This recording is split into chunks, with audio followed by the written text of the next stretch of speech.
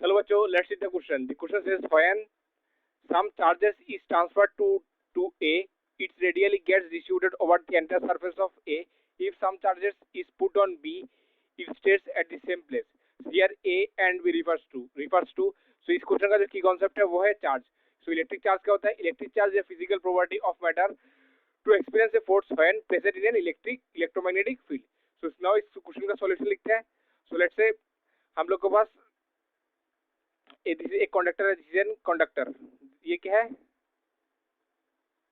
Conductor.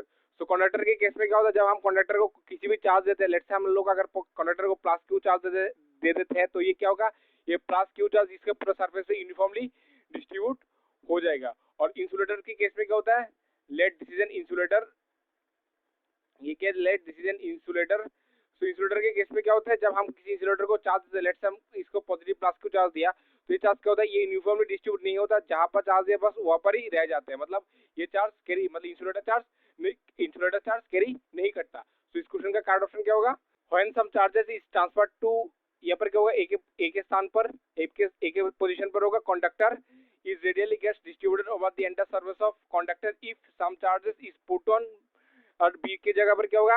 Inductor it stage at the same place. So option A में कि ए होगा, हम लोग के पास ए होगा कंडक्टर और बी होगा इंसुलेटर. सो ऑप्शन ए में क्या दिया? इंसुलेटर. ए दिया इंसुलेटर, बी दिया कंडक्टर, जो कि गलत है. ऑप्शन बी क्या दिया? ए दिया कंडक्टर और बी दिया इंसुलेटर, जो कि सही है.